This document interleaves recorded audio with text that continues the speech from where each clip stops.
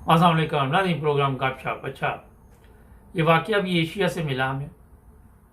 वाक़या कुछ यूँ है, ये लड़की इस वक्त जेल में है और इसका कहना है कि मैं माँ बाप की एक ही बेटी थी, कोई बहन भाई नहीं था मेरा।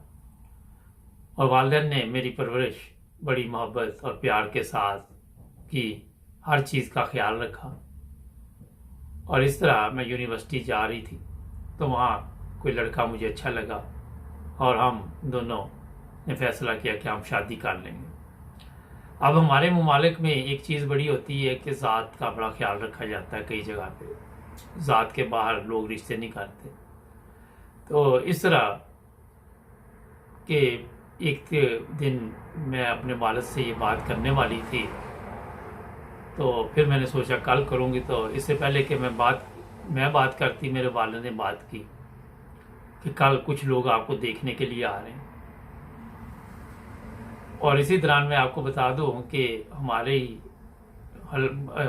एरिए का एक लड़का था, तो वो मुझे रास्ते में जाते तंग भी करता था। कभी मुझे उसने फूल पेश करने, कभी उसने कहना कि मैं आपको पसंद करता हूँ, हम एक साथ के हैं, हम शादी कर लेंगे। और मैं हमेशा उसके साथ सख्ती से जो उसके सख्त जवाब देती, क्योंकि मैं किसी और से मोहब्बत करती थी। इस तरह एक जब मेरे वालिद ने ये बात मुझे बताई तो मेरी वालदा भी हैरान थी कि आपने मुझे क्यों नहीं बताया। तो उन्होंने कहा अभी मुझे इतला मिली है, बड़ा अच्छा परिवार है, अच्छे खाते पीते लोग हैं, लड़का भी पढ़ा लिखा है, कारोबार भी करता है, ये चीज़ें। तो मैंने उस वक्त जिससे मैं मोहब्बत करती थी उसको इतला दी, वो भी परेशान हुआ।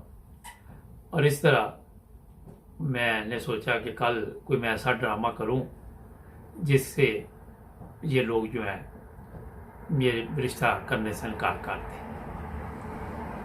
फिर हुआ ये कि जिस लड़के से मैं मोहब्बत करती थी उसका एक दोस्त भी था, तो उसने कहा कि मैं उससे बात करूंगा कि वो हमारी शादी किसी तरह करवा दे, मगर हो सकता है आपको घर से बाहर ना पड़े, घर छोड़ना पड़े। मैंने कहा ये तो बड़ा मुश्किल है, मेरी तो दुनिया, मेरे माँ बाप, मैं अकेली बेटी उनकी, उन्होंने तो बहुत उम्मीदें लगाई हुई मेरे से।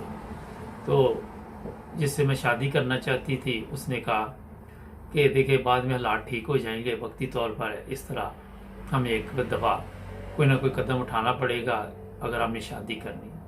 दूसरी तरफ जिससे मैं मोहब्बत करती थी उसने अपने घर वालों से बात की, तो उसकी वालदा ने कहा कि वो हमारी बरादरी के नहीं है, तो आप वहाँ पे शादी नहीं कर सकते। ये सिलसिला चल रहा था कि दूसरे दिन वो रिश्ता देखने वाले हमारे घर आ गए। जब मैंने ऊपर से देखा तो ये तो वही लड़का था जो मुझे रास्ते में तंग करता था। कहती मैंने सोचा अब इससे जान कैसे छुड़ाई जाए। तो मैंने ऐसा लिबास पहना जो वैसे ही अखलाकी तौर पे बेहतर नहीं था, और वो लिबास पहन के जब मैं नीचे गई तो मेरी वालिद और वालदा बहुत परेशान हुए और उन्होंने मुझे बड़ी सख्ती से कहा कि फौरी तौर पर लिबास तब्दील करके आओ। मगर आजकल औलाद आपके इल्म में कि यूरोप है या एशिया है, कंट्रोल में बहुत कम लोग हैं, चाहे वो लड़कियाँ हैं या लड़के हैं, और बाहर के माहौल को ज़्यादा पिक करते हैं। मगर फिर वो हो गया वहाँ पे जो कभी सोचा भी नहीं था। तो मैंने फिर बताया कि ये तो मुझे रास्ते में तंग करता था, इसको तो ऐसे का लिबास पसंद है। उसे लड़के ने भी कहा कि आप मेरे वालिदैन की भी बेइज्जती कर रही हैं, ये मुनासिब नहीं है। मैंने भी चंद बातें सुनाई, मेरे वालिदैन सख्त परेशान, ये हुआ क्या है। और फिर मैंने उस लड़के के एक थप्पड़ भी रसीद कर दिया जब उसने कोई ऐसी बदतमीज़ी वहाँ पे भी की। उसने कहा मैं तुम्हारे से ये इस बदतमीज़ी का बदला लूँगा, और वो लोग चले गए नाराज़ होकर हमारे घर से। मेरी वालदा ने बहुत मिन्नतें की, माफ़ी भी मांगी कि हमें माफ़ कर दें, हमारी वजह से आपकी भी बेइज्जती हुई है यहाँ पे।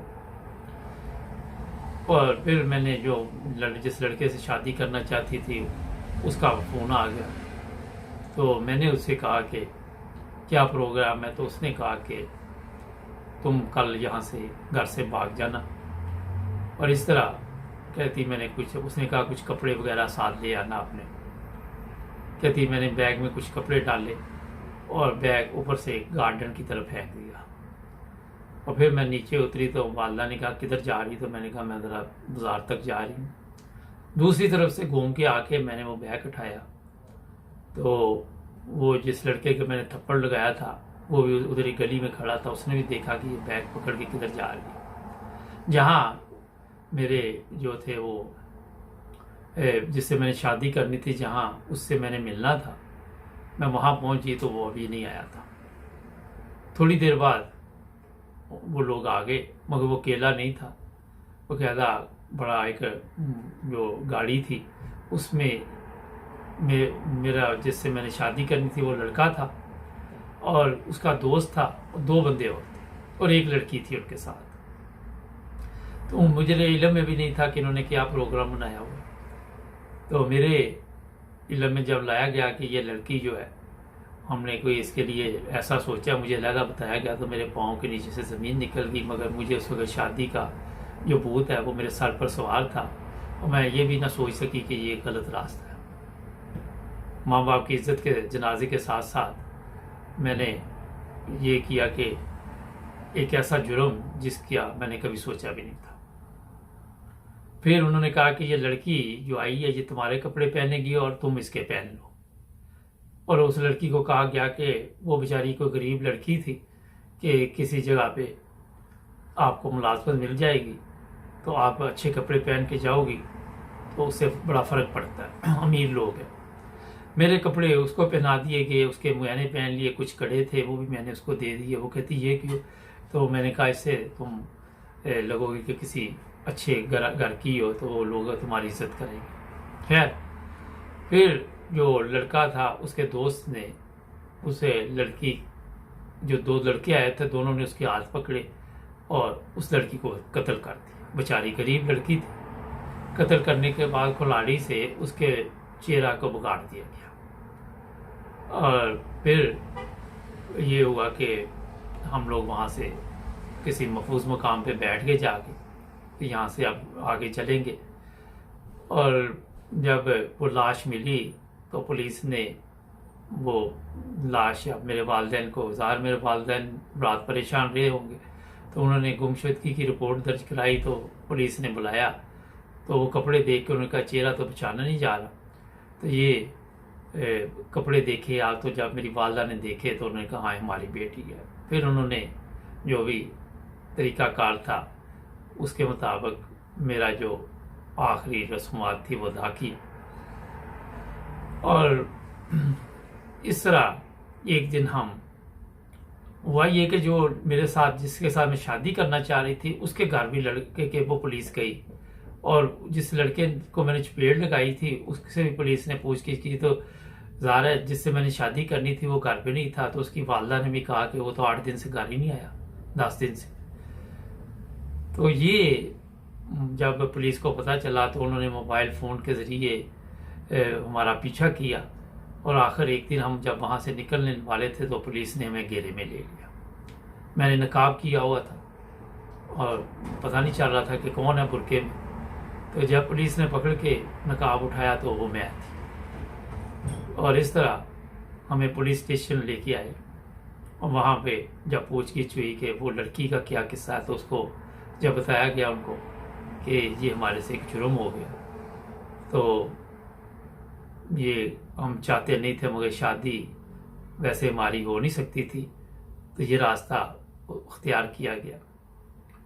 पुलिस वालों ने कहा कि आप पर कत्ल का मुकदमा होगा। मेरे वालदा को बुलाया गया और वालिद साहब को जब अंदर उन्होंने कहा कि आपकी बेटी जिंदा है तो वालिद के चेहरे पे मुस्कुराहट आ गई।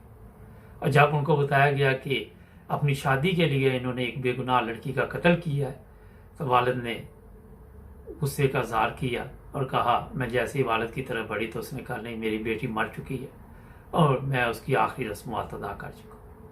और उसकी आंखों में आंसू थे वालदा की, और वो किस दर्द में थे मैं अंदाज़ा लगा सकती हूँ। मगर मेरी इस गलती ने जो मैंने की थी उसकी सज़ा आज जेल में मिल रही है। बाद में उन लोगों को भी गिरफ्तार किया गया जो इस कत्ल में मुलव्वस थे और यहाँ पे अब मुकदमा चला और मैं जेल हुई। नाज़रीन ये केस बिल्कुल ठीक केस है। मकसद ये होता है कि जब भी कोई फ़ैसला करे तो ऐसे फ़ैसले ना करें जो लोगों की ज़िंदगी کے ساتھ بھی آپ کھیلے اور اپنی زندگی کو بھی جہنم بنا لیں۔ عشق سر پہ جب چڑھتا ہے تو ہر چیز انسان بھول جاتا ہے، وہ یہ بھی بھول جاتا ہے کہ میں بچوں والی ہوں، میں کنواری ہوں، میرے بچے ہیں، اور میں کس راستے پہ چل رہی ہوں، لیکن انجام ان چیزوں کا ٹھیک نہیں ہوتا۔ جڑے رہے 9 بز ٹی وی انٹرنیشنل کے ساتھ، کل پھر ملیں گے نئے پروگرام میں۔ اپنا خیال رکھیں، اللہ حافظ۔